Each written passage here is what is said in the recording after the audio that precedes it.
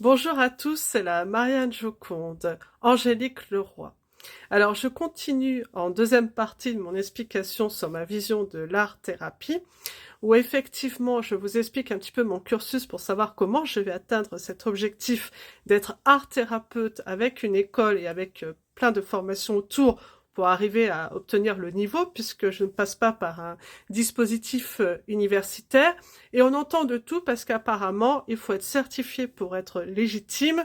Et donc, c'est avec ces diplômes ou pas, j'ai envie de vous dire, qu'on estime que vous êtes charlatan ou pas. Alors déjà, dans un premier temps, j'estime que c'est lourd d'entendre ça. C'est-à-dire, c'est lourd de nous faire porter la responsabilité d'un manque de cadre dans ce métier pour nous dire je suis certifié, je suis compétent, je ne suis pas certifié, je ne suis pas compétent. Et puis, il y a toutes ces écoles qui sont à disposition pour devenir art thérapeute. On en pense ce qu'on veut. J'ai ma propre critique aussi des choses, mais à permettre aussi de permettre un accès à ce métier où il y a des vocations qui sont pas forcément universitaires. On est bien d'accord que tout le monde n'est pas forcément fait pour faire des études, mais c'est pas pour autant que, parce que je n'ai pas fait d'études, que je n'ai pas acquis les mêmes compétences autrement. Tout n'est pas une affaire de connaissances.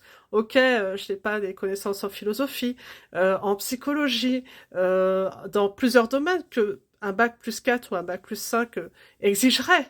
On est d'accord.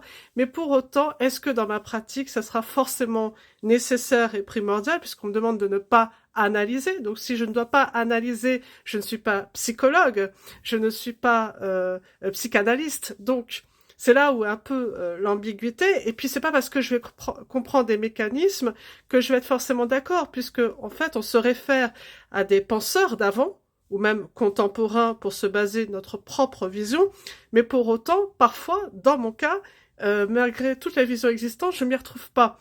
Donc c'est pas parce que ma pensée, je ne la retrouve pas, ou je la retrouve parsemée un peu partout, ou je la retrouve pas en quelqu'un, que ma citation ou ma vision des choses n'est pas à considérer.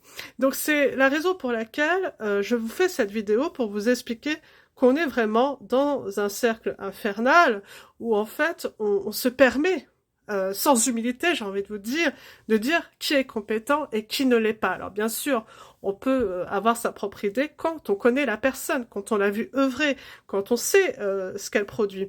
Mais quand on ne sait pas, ce n'est pas parce que je vais vous écrire que j'ai un bac plus 5 que je suis forcément meilleur. Ça ne veut rien dire du tout. On le voit au quotidien. Vous avez des personnes qui ont des bacs plus 5 et qui ne vont pas forcément faire la même chose que quelqu'un qui n'aura que juste un bac. Ça ne veut rien dire. Alors, je ne suis pas en train de vous dire qu'il faut minimiser les diplômes.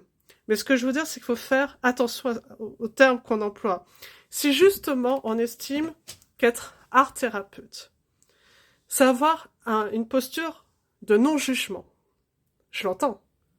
À chaque fois que j'ai été dans un atelier, les art thérapeutes qui ont été là, même quand c'était dans un cadre d'animation, et non dans un cadre thérapeutique, c'est ça aussi, c'est très ambigu, dans la notion d'art-thérapie, je fais l'art-thérapie sans en faire, mais en fait, ce n'est pas, enfin, tout ça, c'est un peu la pagaille. On nous rappelle bien que on est dans la bienveillance et surtout dans le non-jugement. Ah, là, ça m'intéresse. Car ce que je vois, les personnes pour se vendre, parce qu'il faut arriver à se vendre, c'est quelque chose qui est pas facile, hein, se vendre, même pour moi, c'est difficile. Mais se vendre, c'est dire qu'est-ce que vous allez apporter. Pourquoi vous comparez avec les autres en disant ah non, les autres, ce qu'ils font, c'est de la mouise. Mais moi, ce que je vais vous apporter, c'est certifié. Moi, vous allez pas me convaincre comme ça. Ah non, pour moi, ce n'est pas du tout convaincant. Justement, je vais partir. Alors, je dois être pas comme tout le monde, j'en sais rien. Mais parfois, j'ai vu des personnes qui ne mettaient pas en avant leur diplôme, qui me parlaient tellement avec passion de leur métier et avec connaissance du terrain que j'étais beaucoup plus persuadée de leurs compétences que des personnes qui essaient de mettre en avant des choses pour écraser les autres. Et c'est quelque chose que je ne supporte pas, surtout quand on sait que la société est injuste sur l'accès aux études, sur aussi la façon parfois qu'on obtient les certifications. Tout est une affaire d'argent aussi, il faut se dire la vérité. Alors, si on veut que les choses évoluent, même au niveau des syndicats, parce que les syndicats, c'est aussi une question d'intérêt, c'est avant de dire qui est charlatan, qui ne l'est pas, pour mettre un cadre dans un métier, c'est de déterminer vraiment qu'est-ce qu'on attend d'un art thérapeute, avant de savoir quelles sont ses qualifications. Parce qu'en réalité, c'est pas ça qui va faire l'accompagnement. L'accompagnement, c'est l'humilité.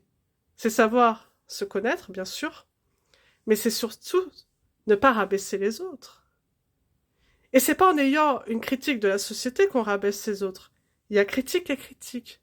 Dire que le système ne fonctionne pas bien, ce n'est pas rabaisser les autres. Mais par contre, de dire, pour légitimer que moi je suis meilleur que toi, que moi c'est parce que j'ai un bac+5, que toi tu as une école de charlatans, c'est quand même aux institutions de déterminer s'ils sont charlatans ou pas.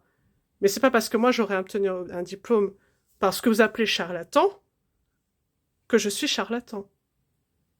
Vous ne savez pas comment j'ai travaillé, vous ne connaissez pas mon parcours.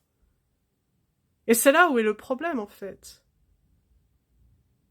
On a un vrai problème de reconnaissance du travail. Et c'est pour ça qu'il faut revoir les parcours. Et puis le CPF. Parlons-en. Le CPF, c'est tout et n'importe quoi. Alors là, si vous voulez qu'on parle de charlatan, on peut parler de charlatan dans le CPF. Ou c'est du business. Oui, effectivement, vous avez des centres de formation qui ne certifient rien en réalité. Mais par contre, on vous dit de passer par ces centres de formation pour pouvoir progresser dans la vie. Mais après, on vous dit que c'est des charlatans. Attendez, il y a quelque chose qui ne va pas. Voilà. Et même dans votre reconversion professionnelle, quand c'est à vous de financer votre propre formation pour être en phase avec votre vocation, avec vos désirs, ce qui vous fait plaisir, ce qui vous donne envie de vivre, et qu'on vous y accompagne pas, c'est pas moi qui ne veux pas faire un diplôme universitaire. Pourtant, j'en serais capable. Mais c'est qu'on m'a pas laissé le choix. Alors avant de me dire que je suis une charlatan, bah mettez-moi les choses en place. Et puis là, je serai une très bonne art thérapeute. Mais je me débrouille, je suis dans le système débrouille. Ça, c'est la réalité du terrain. Alors avant d'insulter les autres, réfléchissez s'il vous plaît.